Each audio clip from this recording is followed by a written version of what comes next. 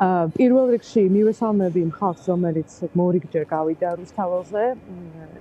როგორც ყოველთვის ვამბობ, ჩვენი საუკუნოვანი არჩევანი არსად არ წავა, ის ვერსად ვერ წავა.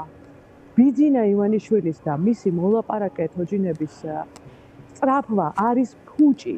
შეიძლება გაგვაჩუმონ, შეიძლება მიგვაჩუმონ, შეიძლება რაღაცები შემოიღონ დროებით, აქედან გავწიონ, იქიდან ჭიჭინაძიდან გავწიონ რუსთაველზე, რუსთაველიდან ჩიტაიაზე. ამას არ აქვს მნიშვნელობა, იმიტომ რომ ეს არის გრძელვადიანი, გენეტიკური, გააზრებული არჩევანი. ახლა მე ვარ მილანში 50 მილანში, დიახ, 50 ევროპელი პარლამენტარის შეკრება არის.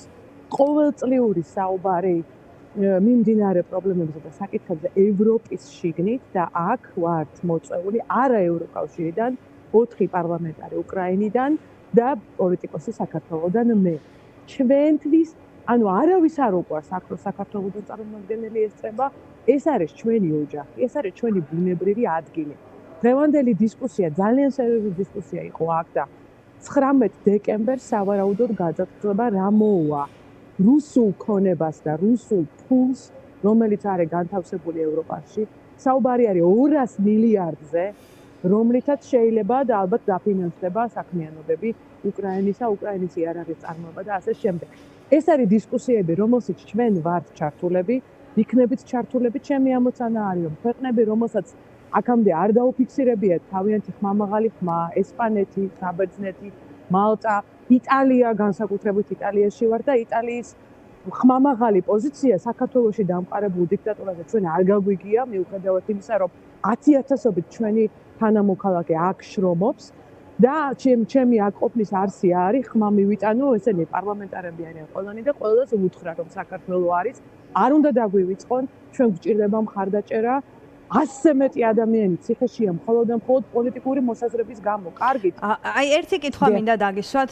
ახლა ევროპისთვის ბუნებრივია უფრო დიდი გამოწვევა, აი სწორედ რუსულ გავლენებთან ბრძოლა, უკრაინა არის პრიორიტეტი და სამწუხაროდ ამ პროცესში საქართველო ვერ იღებს ამ დისკუსიაში მონაწილეობას.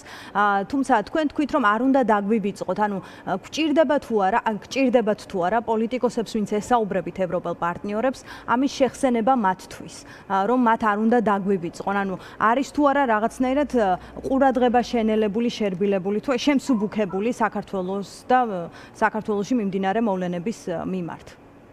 მადლობა ამ კითხვისთვის. ჯერ ესეთი ეს ყურადღება არ მოდის თავისით, მას სჭირდება მუდმივი მუშაობა და ბევრი ხმა საქართველოდან სამწუხაროდ იმდენი რამდენიც უნდა იყოს რესურსების არარსებობის და იმ წნეხის გამო, რომელიც არის, ხო? ბევრი ხმა ჯერ ვერ არის. ძალიან გვჭირდება ამაში დიასპორის ჩართულობა. ხალხისა, რომელიც ცხოვრობს ევროპაში, რომელსაც არ ჭირდება აქ ჩამოფრენა და რომელიც არ იქნება ისეთ წნეხში, როგორიც არის რაღაც პოლიტიკოსი. შეწუხება წერილების წერა, რომ ესენი არიან დემოკრატიული ქვეყნების პოლიტიკოსები, ისინი უსმენენ ხალხს. მეორე, ყურადღებაზე არ არის. ჩვენ გვჭირდება კონკრეტული ნაბიჯები. საქართველოს პრობლემები ყველა მიცის აქ ახლა რო გამოვიდი თავი რო წარვადგინე ყველა მიცის ჩვენთან რა პრობლემატიკაა მაგრამ ჩვენ გვჭირდება კონკრეტული ნაბიჯები ჩვენ გვჭირდება საემიგრაციო სანქციები იმ ქვეყნებისგან რომელსაც არ მიუღია ეს სანქციები მაგალითად საბერძნეთი მაგალითად კვიპროსი მაგალითად იტალია სადაც უყვართ ქართული ოცნების ფულის დახარჯვა და სეირნობა ჩვენ მას შემდეგ რაც ახლა ძალიან დიდი გარღვევა მოხდება იცით ხო დიდი ხანია არის საუბარი აი ამ რუსული ფულის ჩამორთმევაზე და მის გამოყენებაზე იმაში რაც უკრაინას და მთელ დასავლურ სამყაროს ჭირდება. 19 დეკემბერს იქნება ძალიან დიდი გარღვევა.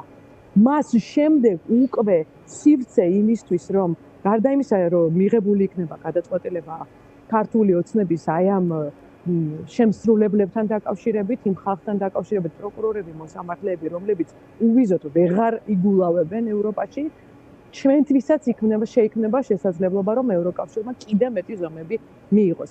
ის 200 მილიარდი, რომელიც თუ გათავისუფლდება, ძალიან დაეხმარება უკრაინას და ბუნებრივია მთლიანად მთელ ევროპულ სამყაროს, რომელსაც ჩვენ შევდივართ. კი ბატონო, და ბოლოს კითხავთ ქვეყნის შიგნით პოლიტიკურ პროცესზე, ფაქტობრივად გაყინულია ეს პროცესი და ალბათ მიზანიც ეს არის იმ პოლიტიკისა, რომელსაც ბოლო წლის განმავლობაში ვხედავთ, რომ რაღაცნაირად მოკვდეს პოლიტიკა, პოლიტიკოსების თუ პარტიების ცხოვრება და აქეთკენ მიდის ყველა ნაბიჯი და ყველა პროცესი. თუმცა თქვენ სად ხედავთ რესურსს, რომ რაღაცნაირად სხვა ფორმა შეიძინოს პროტესტმა, მათ შორის უფრო მძლავრი.